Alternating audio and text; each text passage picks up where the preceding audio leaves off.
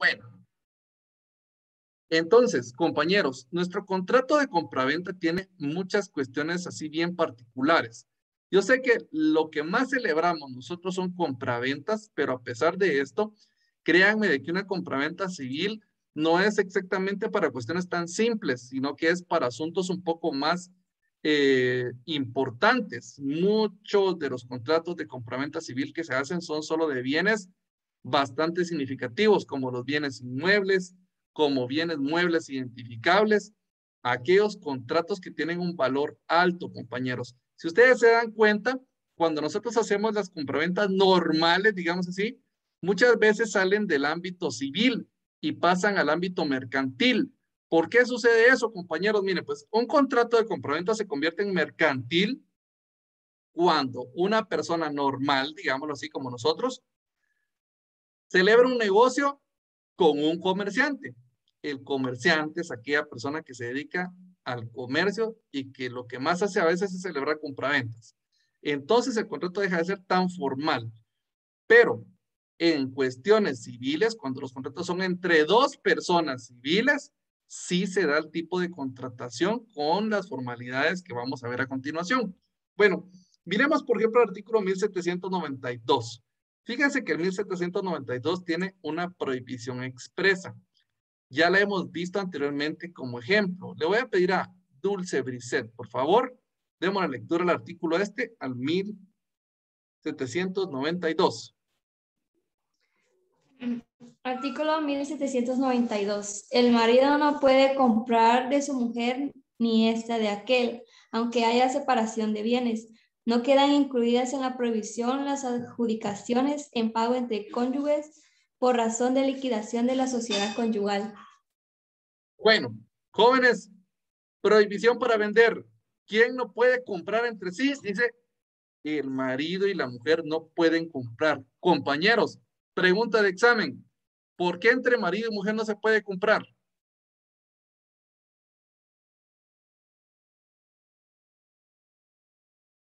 Bueno, la dejo para Porque el la ley examen. lo prohíbe.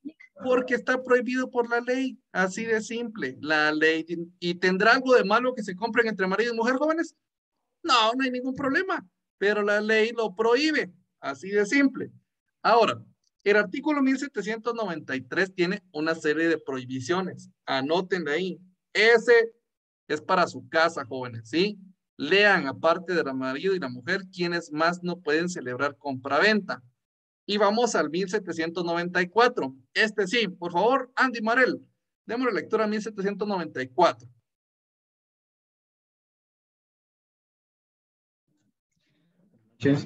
Artículo 1794. Ninguno puede vender sino lo que es de su propiedad. La venta de cosa ajena es nula y el vendedor debe restituir el precio si lo hubiera recibido y responder de daños y perjuicios si hubiera procedido de mala fe. El que comprare lo suyo por haber creído de otro tiene derecho a conservar la cosa y a que se le restituya el precio. Bueno, ¿qué es lo único que se puede vender, jóvenes? Lo que es de nuestra propiedad o de la de nuestros clientes. O sea, compañeros, uno para vender tiene que ser dueño. ¿Y qué pasa si uno vende lo que no es de uno? Pues esa cosa de la enajenación es nula. Desde ahí se está anulando el contrato. Ahora, pregunta, jóvenes, ¿cómo puedo hacer yo entonces para vender algo que no es mío? Dígame cómo podemos hacer para vender algo que no es de nosotros, compañeros. Con un mandato, Alicia. Por medio de un mandato. Y la gente lo hace. Hace como unas 2 semanas vino una persona a realizar un mandato conmigo. Y lo hicieron precisamente porque la persona, fíjate, bueno, de hecho salieron 3 contratos de ahí. Viene la señora conmigo y me dice, Lick, fíjese que yo me voy a comprometer a vender esta casa y me la terminan de pagar en enero. Total es de que la señora, bueno, ¿qué quería? Un contrato de promesa, una promesa de compraventa. Pues hicimos la promesa de compraventa y las partes se comprometieron a que en enero van a realizar la verdadera compraventa, ¿sí? Ahora, resulta que la señora quería dejar el contrato y se va a ir para Estados Unidos. Y le dice el hijo, mamá le dice, y vos quizás no vas a estar en enero. ¿Qué podemos hacerle? Firmas bodes. No, pero solo así no se puede firmar. El contrato sería nulo. Entonces, ¿qué hay que hacer? Pues que deje un mandato para que su hijo, en este caso, pueda vender en nombre de ella la casa. Y ahora, ¿cómo la van a vender? A través de un contrato de compraventa. Compañeros, comprendemos bien lo que estamos hablando ahorita, la diferencia que hubieron entre los tres contratos y la necesidad que hay de hacer cada uno de ellos. Bueno, aquí la cuestión es que la compraventa solamente...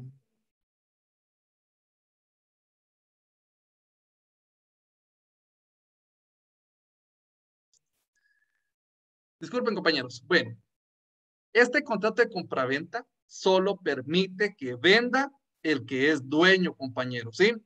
Ahora bien, miren el 1796. Este es muy importante porque a veces la gente es demasiado informal a la hora de los negocios.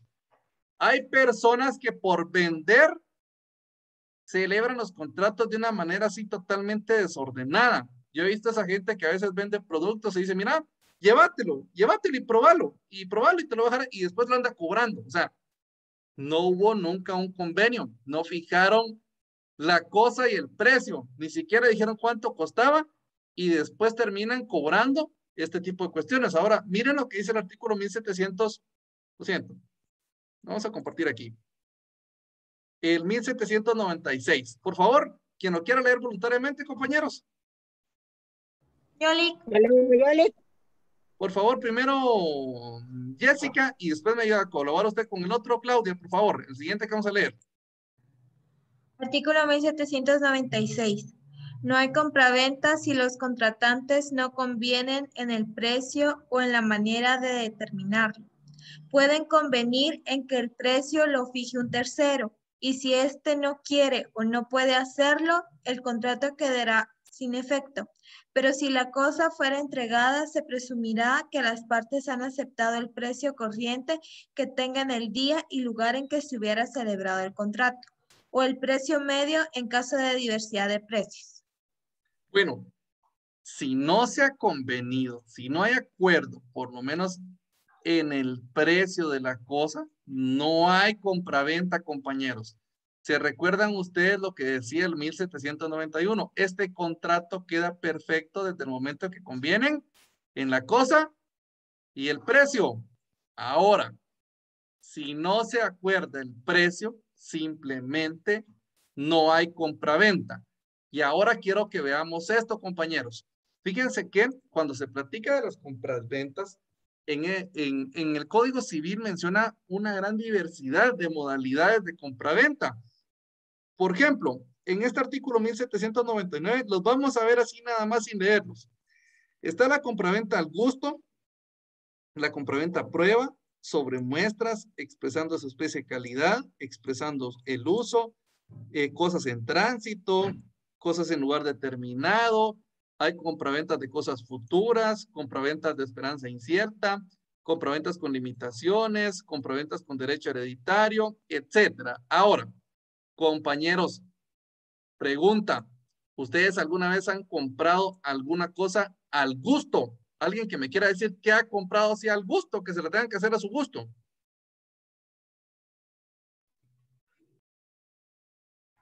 Lick, Sí, por ejemplo, cuando uno compra un closet de una casa, por ejemplo, de un cuarto y lo pide a su gusto.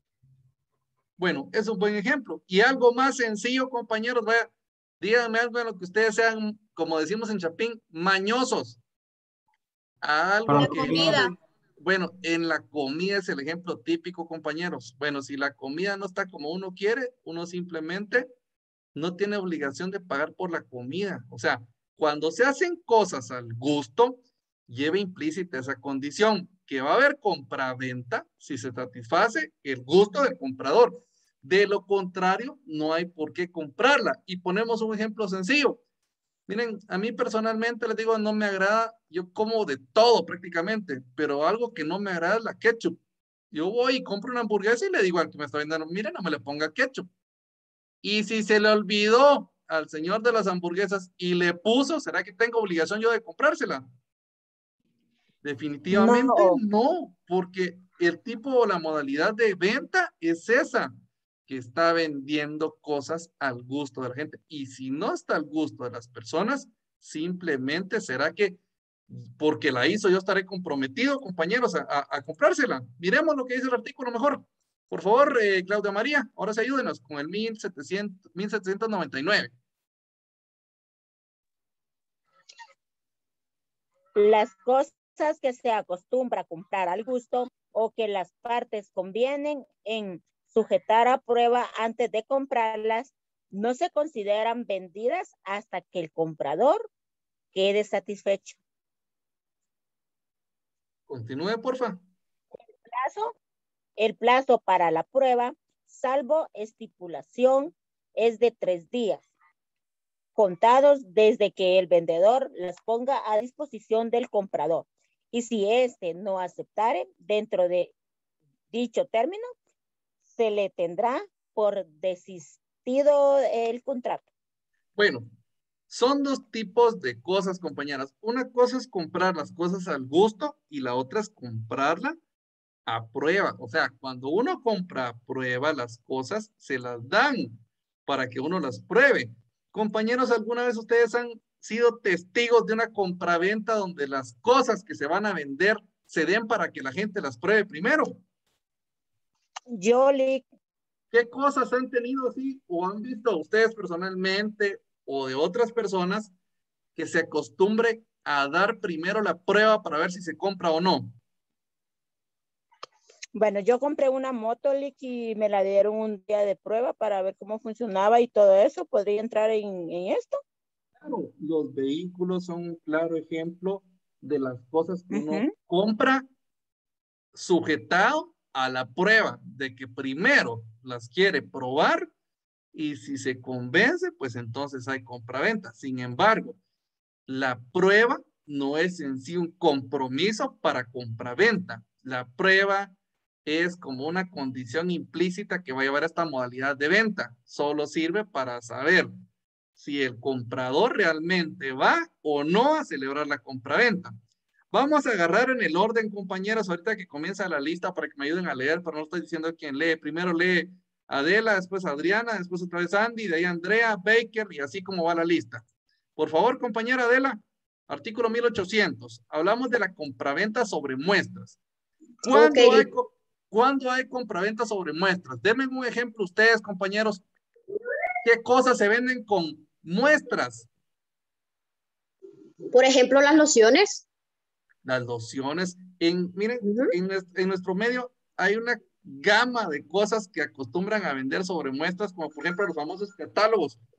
Todos los catálogos son muestras que tienen para decir de que de ahí se puede la gente tomar el ejemplo de cómo va a ser lo que va a comprar. Compañera, por favor. Muy bien. Artículo 1800. La compra sobre muestras lleva implícita la condición de resolver el contrato si las cosas no resultaren conformes con las muestras. Bueno, si la cosa no es igual a la muestra, ¿qué pasa con el contrato, compañeros? Se vuelve nulo, es anulable, caduca. ¿Qué pasa con el contrato, con la compraventa?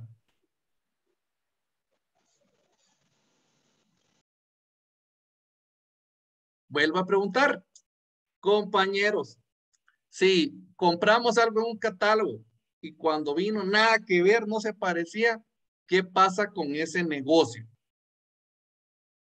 Pregunta segura de examen. Se vuelve nulo. ¿Será que se vuelve nulo, compañeros?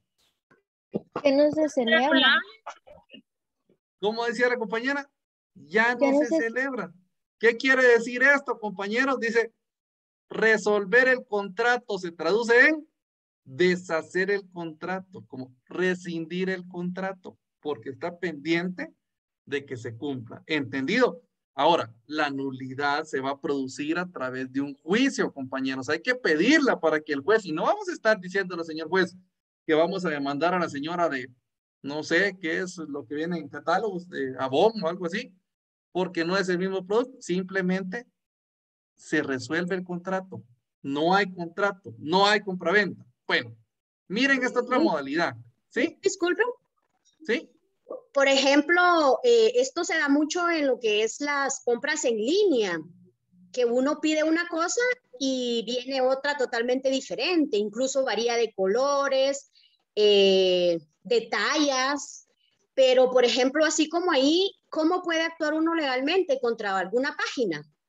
Miren, pues, yo le digo una cuestión, compañera. Al principio platicábamos de cuando los contratos salen de la esfera del derecho civil y pasan al derecho mercantil.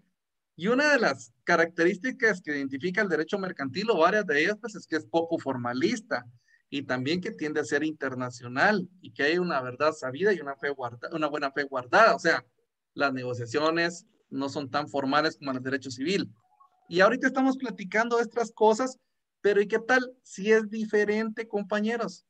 Pónganse a pensar en una cosa que ya sería un contrato civil, pues. Viene la persona que está exportando sus productos, sus verduras, por ejemplo. Pues vienen ustedes y adquieren, no sé, cuando las personas van a comprar 3 furgones, por ejemplo, de banano y les llevan la muestra de cómo era el banano. Bueno, de ese banano, sí, bueno, compran los 3 furgones. ¿Cuántos son 3 furgones? Es una gran cantidad de dinero. Entonces ahí ya hacen un contrato civil, deja de ser de la esfera mercantil así tan sencillo. Si las camionadas o lo que estamos hablando de banano no son iguales, entonces, compañeros, se resuelve el contrato, porque una persona no va a recibir el producto de tal magnitud que no sea igual al que le mostraron, ¿entendido? Pero lo que dice la compañera es una cuestión mercantil, o sea, si compraron en Wish y no les gustó porque nada que ver con lo que están ofreciendo, es otro asunto muy diferente, ¿sí? Los procedimientos para hacer reclamación por algo simple son distintos a lo que pasa en el derecho civil, que como digo, es para contratos mucho más importantes y no entre comerciantes, sino que entre personas civiles. Continúa, compañera, por favor, Adriana, con el artículo 1801. Artículo 1801. Vendida una cosa expresando su especie y calidad, el comprador tiene derecho de que se resuelva el contrato si la cosa no resulta de la especie y calidad convenidas. Cuando se hubiera expresado el uso que se va a dar a la cosa, la calidad debe corresponder a ese uso. Aquí tenemos 2 tipos de compraventas. Una que es cuando en la compraventa se expresa su especie y calidad, y la otra cuando se expresa el uso. Pónganse a pensar, compañeros, si yo quiero un bien expresando su especie y calidad, yo puedo decir, por ejemplo, pónganse a pensar pues que se pudiera comercializar con los animales exóticos. Miren, loros hay de un montón de clases, pero no todos los loros son aquellos parlanchines, esos que aprenden a hablar. Entonces, compañeros, si lo que estamos negociando en la compraventa es un loro de los que hablan, si no es de esos compañeros, la compraventa se resuelve, se deshace. No hay obligación de comprar al animal. O pónganse ejemplo, pues, en el otro caso, cuando es expresando el uso. Si se expresa para qué va a servir, por ejemplo, que quieran estas personas que negocian mucho ganado, comprar un toro que sea específicamente para reproducirlo, o sea, que sirva para reproducirse, y el animal no sirve exactamente para eso, también da derecho, compañeros, a que en este caso no se celebre la compra-venta. Bueno, muy distinto fuera que solo se pida o que se exprese en el contrato que se va a comprar por 20,000 quetzales un toro. O sea, es un toro general. Pero si se le pone expresando el uso, que quieren un toro para reproducirse, entonces tiene que servir para eso. De lo contrario, compañeros, entonces puede haber reclamación. Siguiente, 1802. Continúe, Andy, por favor. Artículo 1802. En la venta de cosas que están en tránsito, el comprador podrá resolver el contrato si no llegaren en buen estado y en el tiempo convenido. Compañeros, ¿cuándo hay compraventa de cosas en tránsito? Por favor, alguien que me explique eso.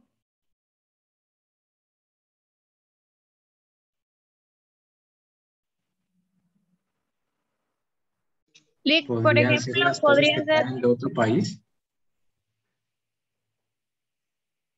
Fíjense que hay cosas que vienen transportándose, o sea, no es lo que existe en otro país, sino que lo que todavía viene para acá. Por ejemplo, las personas que se dedican a vender automóviles y que los automóviles todavía los traen. Fíjense, entonces los empiezan a ofrecer para que la gente sepa que ya viene el producto, pero todavía no lo tienen. Me van a regalar un minuto, compañeros, por favor.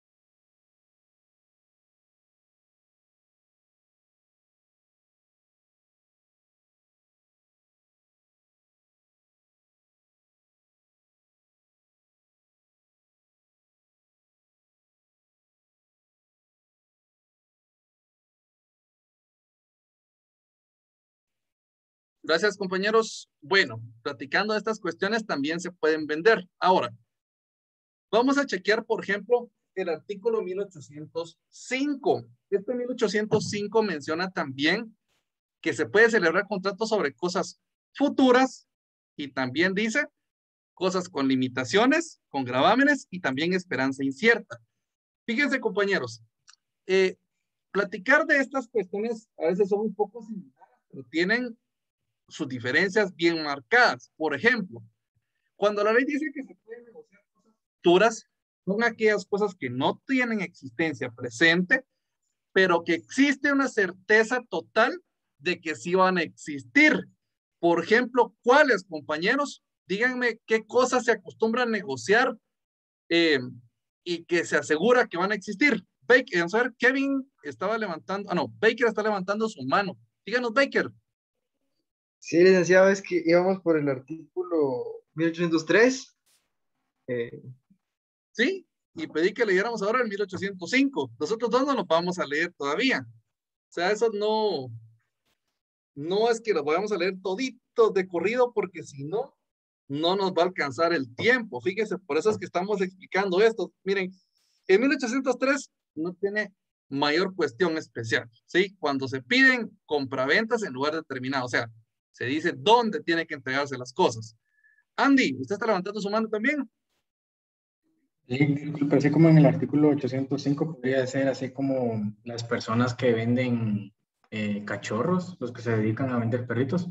Cabal, miren, pues, las crías de los animales es algo que se ejemplifica perfectamente en los bienes futuros, ¿sí?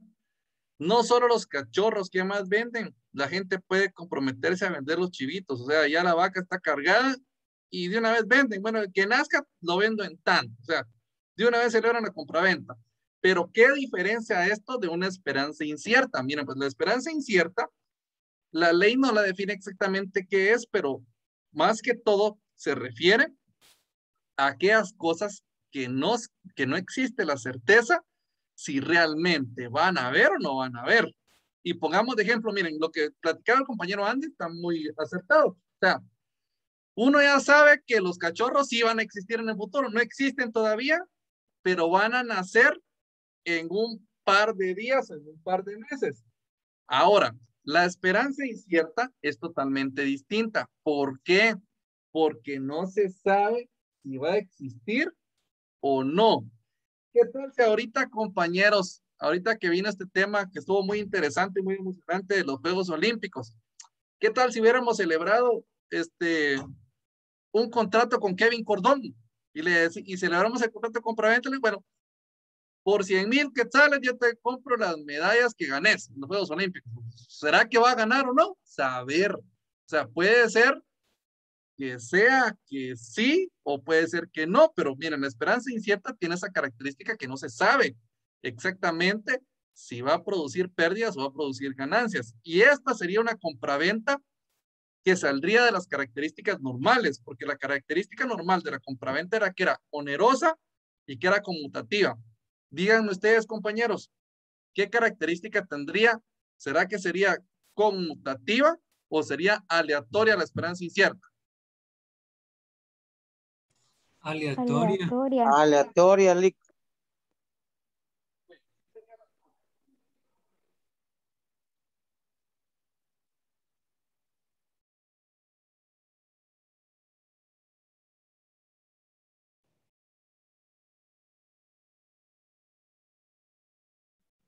Gracias.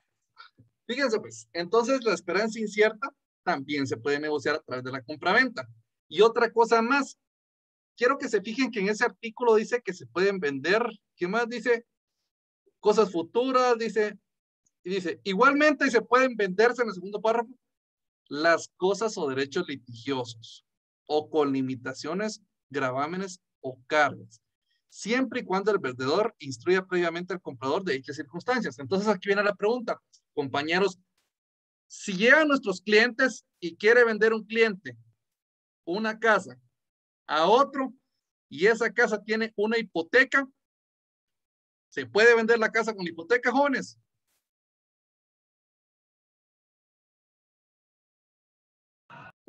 Vuelvo a preguntar, ¿se puede vender una casa que esté hipotecada?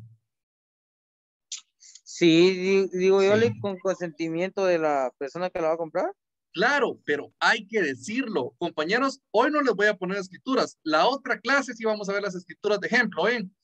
¿Cómo se hace para vender? Igualito, solo que se hace constar en escritura de que el bien inmueble que están vendiendo tiene una hipoteca pendiente de pago a favor de fulano de tal. Y no hay ningún problema.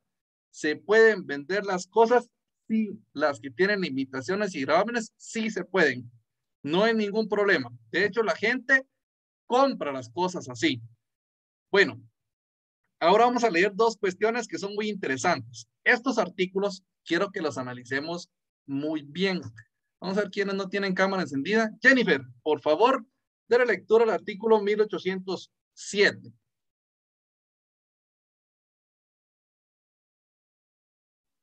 Ahorita, Lick.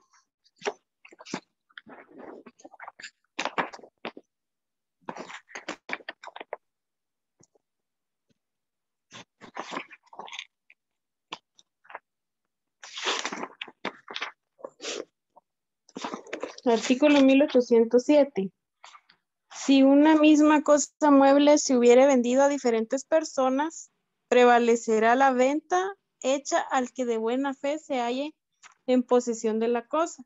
Y si ninguno tuviere la posesión, prevalecerá la venta primera en fecha. Bueno, este tiene mucha relación con el 1808. María Virginia, por favor, déle lectura a usted, por favor, al 1808. Artículo 1808.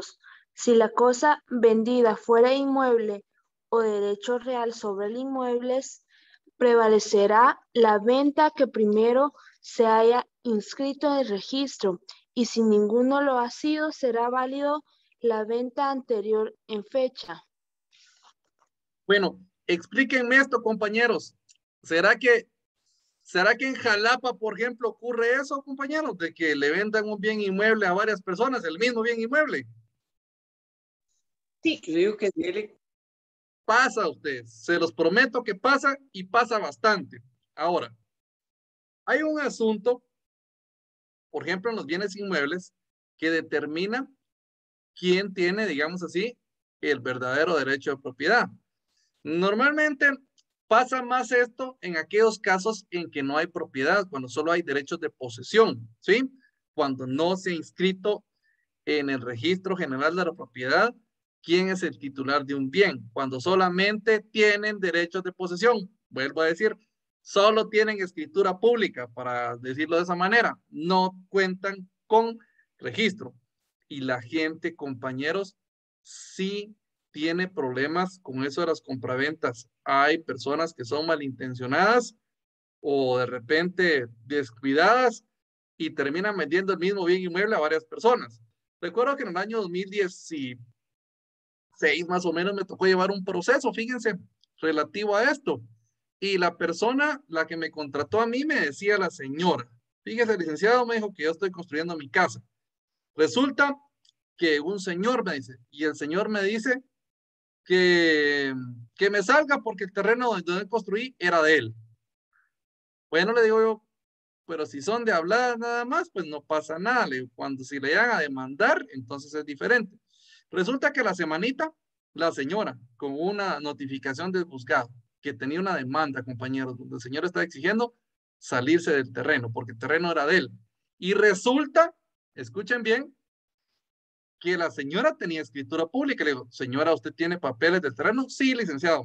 Bueno, vamos a verla. Una escritura pública, donde ella había comprado el inmueble como en el año 2009. Y el señor, cuando demandó, presentó también su escritura pública, donde él había comprado el inmueble, pero en el año 2007. Ahora díganme ustedes, ¿cuál era primero? ¿La del señor del 2007 o la de mi clienta que era del 2009? La del 2007. 7. Sí, la que hicieron en el 2007. ¿Saben cuál fue la diferencia? La señora sí mandó a inscribir su escritura, o sea, mandó a registrar el bien inmueble al registro de la propiedad. Y el señor sí no estaba nada contento porque lógicamente estaba perdiendo su propiedad, lo que consideraba de él. Pero la ley es bien clara. Cuando se trata de bienes inmuebles, el primero en registro es primero en derecho. ¿Estamos claros con eso? Ahora, si no hay registro, compañeros, si nadie lo ha registrado, ¿cuál sería la compraventa que prevalece? La que se hizo primero, Lic. En este caso sería la del señor. La primera en tiempo, ¿sí? Ahora, en el caso de los bienes muebles, cuando se vende un bien mueble a varias personas, ¿cómo se resuelve la situación, compañeros? ¿Quién me lo quiere explicar? ¿Cómo sería la regla para cuando un bien mueble se ha vendido varias veces a distintas personas?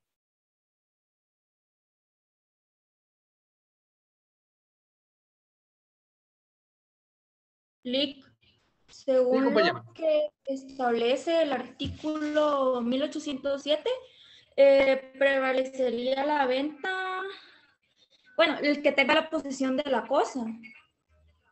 Bueno, miren eso, pues, compañeros. Yo voy a vender mi computadora, ¿sí?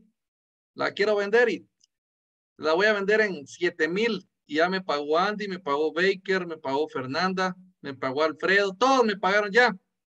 Y en pagos yo se la entregué a Otío Ramírez. O sea, yo se las vendí a todos. A todos se las vendí, todos me dieron dinero. Pero ¿a quién entregué la máquina? A Otío. Él fue el de la última compraventa, pero él es el que tiene la posesión. O sea, primero en posesión, aquí es el primero en derecho, ¿sí? Y si nadie tiene la posesión, entonces sí, viene y prevalece la compraventa hecha primero en fecha. ¿Estamos claros con esto, compañeros? ¿Por qué les pregunto? Jóvenes, yo en sus exámenes es rarísimo que les ponga preguntas directas. El anterior creo que tenía un par.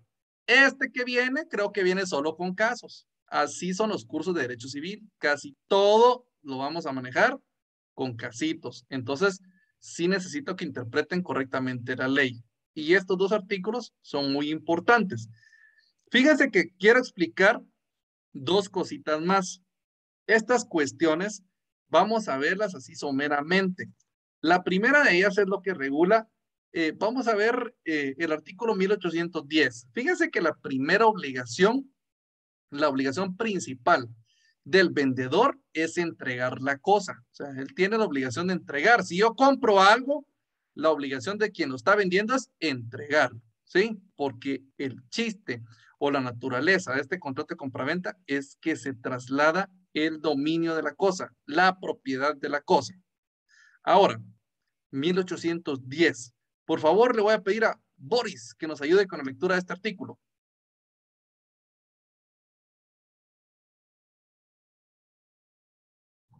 Con gusto, Lic. Artículo 1810. La entrega de la cosa vendida puede ser real, simbólica o legal. La primera consiste en entrega material de la cosa vendida o del título si se trata de un derecho. La entrega simbólica se realiza empleando alguna forma o figura con la cual el comprador se da por recibido de la cosa vendida. La entrega legal tiene lugar cuando la ley considera recibida la cosa por el comprador, aún sin estar materialmente entregada. Bueno, entonces, compañeros, la entrega de la cosa no tiene que ser precisamente material. Dense en cuenta que se puede tener por recibida de tres maneras. Hay una entrega real, una simbólica y una legal. Ahora, la entrega material es la normal, la entrega real. Y como ejemplo decíamos, cuando uno va a la tienda, y compra algún abarrote, por ejemplo, la Coca-Cola que decíamos, nos la van a entregar materialmente o ni siquiera nos la entregan. Muchas veces uno que dice, te voy a agarrar un agua y paga, ya está entregada, aunque no le haya dado la otra persona al vendedor. Ahora, la entrega simbólica es algo distinto, porque la entrega simbólica no se entrega físicamente el bien. ¿Qué es lo que se entrega? Se entrega un símbolo o una representación del mismo. Díganme, compañeros, ¿qué acostumbra entregar la gente en forma simbólica a la hora que celebran una compraventa? No podría ser un comprobante, Lee. Pudiera ser un comprobante.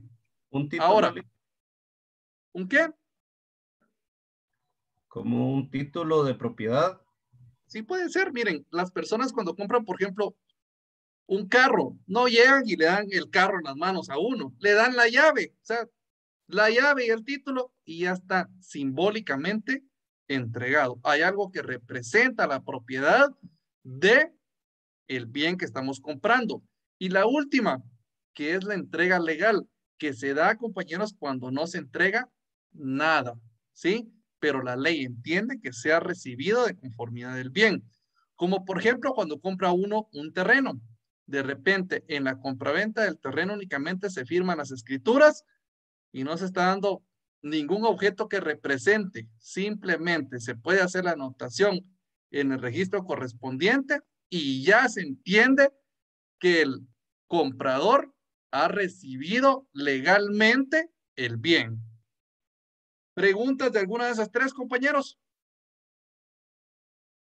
Bueno, por último, voy a explicar una cuestión, que esta la vamos a ver más a fondo en la clase siguiente, pero quiero que se lleven una idea bastante clara. A la compraventa, compañeros, se le puede condicionar, se le puede agregar cualquier cosa y nuestra ley se refiere a que se le pueden agregar ciertos pactos también. Por ejemplo, compañeros, les voy a mostrar, quiero que por favor chequemos ahorita nosotros el artículo 1834. Miren ese 1834. ¿Qué dice ahí, compañeros? Se llama compraventa por abonos con o sin reserva de dominio. Vamos a explicar tres de los pactos que se pueden colocar en la compraventa y por favor, quiero que si tienen dudas, consulten ahorita. Le voy a pedir a Kenneth, por favor, Kenneth, démosle lectura a al 1834. Solo primera parte, solo primer párrafo. Artículo 1834. Es válida la venta en pacto de reserva del dominio, mientras el comprador no pague totalmente el precio o no se realice la condición a que las partes sujetan la consumación del contrato. Miren pues, compañeros, esto de reservarse el dominio se da en las compraventas que son de tracto sucesivo. O digámoslo así, cuando uno saca por pagos algún bien. Se traslada el uso del bien, pero recordemos de que este contrato, la naturaleza es que es traslativo de dominio. ¿Qué dijimos que era traslativo de dominio? Traslativo de la propiedad. Ahora, ¿qué significa esto de reserva de dominio? Reservarse la propiedad. O sea, compañeros, si nuestros clientes van a celebrar un contrato, por ejemplo, la compraventa de un vehículo, lo pueden hacer bajo esta modalidad. ¿Cómo? Diciendo el vendedor que él se reserva el dominio o se reserva la propiedad del bien, del carro, mientras no le han pagado la totalidad del precio. O sea, le va a dar el carro al comprador, pero no le va a dar la propiedad. La propiedad se la va a terminar de dar hasta que le terminen de cancelar la totalidad del precio. Eso es reservarse el dominio. O sea, le da el bien, pero el vendedor sigue siendo el propietario de la cosa hasta que le terminen de pagar la totalidad del precio. ¿Entienden esto, compañeros? Miren, hay muchas empresas que se dedican a realizar este tipo de contratos. Por ejemplo, yo me recuerdo que una vez se burlaba mucho de una compañera que yo tenía, no le voy a decir el nombre porque de repente la conocen, pero tuvo una su pasada que dice que no había terminado de pagar la cama, de verdad. Y otro compañero me cuenta eso, que dice que llegaron los de Electra, me dijo él, a quitarle la cama. O sea, ya la estaba pagando, pero el problema es de que no terminó de pagarla. Y habían realizado, me supongo yo, el contrato de compraventa con reserva de dominio. O sea, ya no pagó y el propietario de la cama seguía siendo Electra. Iba a ser de la compañera hasta que terminara de pagar el precio total. Y dicen que los de Electra llegaron a pedir su cama, porque era todavía de ellos. La cosa es que al final pagó y ya pasó a ser de ella. Pero en sí, esta reserva de dominio sirve para eso, para que el vendedor siga siendo propietario de las cosas hasta que se las terminen de pagar. ¿Estamos? Vamos a ver otro pacto. Miren, otra cuestión que se puede pactar acá es, por ejemplo, lo que está regulado en el 1844. Váyanos marcando, compañeros. Mañana los terminamos, la siguiente clase los terminamos de ver bien. Por ejemplo, 1844. Le vamos a pedir vamos a ver, a Leslie, por favor. Háganos la lectura de este artículo, compañera. 1844. Leslie Martínez. Artículo 1844. Pactos de rescisión. Pueden las partes estipular en el contrato que la venta se rescindirá si no se paga el precio en cierto día determinado. Sin embargo, el comprador de bienes inmuebles podrá pagar el precio después del día señalado, mientras no hubiere incurrido en mora en virtud de requerimiento. Bueno, compañeros, ¿para qué sirve este otro pacto? Este no sirve para reservarse el dominio. Sirve para pactar en la compraventa que si no se paga el precio en el día determinado, pues se deshace la compraventa. Es un pacto de rescisión. ¿Qué va a hacer? Rescindir el contrato, compañeros. ¿Por qué? Porque se pone fecha para el cumplimiento y de eso se trata la cláusula. De que si no se cumple en ese día, pues se termina el contrato. Se va a rescindir el contrato que habían pactado. Ahora, en este caso, ¿se le puede colocar este? Sí. Y si no se cumple, ese es el efecto que produce esta cláusula que le pudieran agregar, ¿sí? Que si el día pactado no se paga, el contrato se rescinde. Y por último, vamos a ver, por ejemplo, el artículo 1847. Este es el último del que vamos a platicar el día de hoy. Por favor, Jorge Salazar, ayúdenos con la lectura de este, 1847. Artículo 1847. Puede también estipularse en el contrato que la venta se rescindirá a solicitud del vendedor si dentro de un término fijado hubiere quien dé más por la cosa. Este término no podrá exceder en ningún caso de 6 meses si se tratare de inmuebles o de 3 si se tratare de otros bienes y se contará de la fecha de la celebración del contrato. Bueno, miren qué es esta otra cuestión, pues, compañeros. Las partes, dice la ley, pueden pactar también que cuando ya está celebrada la compraventa, todavía se comprometan a que si aparece otra persona quien dé más por la cosa, tiene derecho el vendedor de rescindir el contrato y de celebrarlo con la otra parte. O sea, compañeros, si yo estoy vendiendo una casa en 100,000 quetzales y viene otra persona y me dice, bueno, se lo voy a comprar en 80,000, y digo, bueno, sí, 80,000, pero pactemos que va a haber un pacto de adición en día. ¿Para qué? Si en los 6 meses siguientes de la compraventa apareciera otra persona más que dé más dinero por la casa, pues yo como vendedor tengo el derecho de rescindir el contrato para contratar con la otra persona. ¿Entienden cómo funciona este pacto? Lógicamente, hay más cosas que ver acerca de estos. Y quisiera decirles que en uno de los artículos primeros que leímos, compañeros, en el artículo 1791 platicaba nuestro código acerca de un asunto. Dese en cuenta, por favor, si vemos la lectura. Decía aquí al final que queda prohibido el pacto de retroventa. Retroventa no es más que venderse otra vez las personas que vendieron. O sea, si Boris le compra una casa a Adela, ¿será que Adela después le puede comprar la misma casa a Boris, compañeros? Les vuelvo a decir, Boris compró la casa de Adela. ¿Será que Adela se la puede comprar otra vez a Boris la misma casa? Según lo que dice este artículo, no, Lick, porque dice No. queda prohibido el pacto de retroventa. Vean, pues, sí puede comprarle, no hay ningún problema. Eso se llama retroventa, ¿sí? Y está permitida. Ahora, lo único que no se puede hacer es pactar eso. Que venga, por ejemplo, Boris y le compre la casa a Adela, pero Adela se le dé con ese pacto y que le diga, bueno, sí le vendo la casa, pero con el pacto de que si la va a vender, me la tiene que vender obligatoriamente a mí. Eso es pactar una retroventa. Entonces, eso sí no está permitido. ¿Por qué, compañeros? Porque desvirtuaría totalmente el derecho de propiedad. Recordemos nosotros que el derecho real de propiedad es el derecho de gozar y disponer como uno quiera de sus bienes. Entonces, ahí recordemos, compañeros, estos pactos de los que acabamos de platicar el día de hoy para la siguiente clase. Fíjense que nos vamos a quedar por ahí, compañeros. Yo sé que tienen clase a las 1:30, entonces para que descansen un ratito.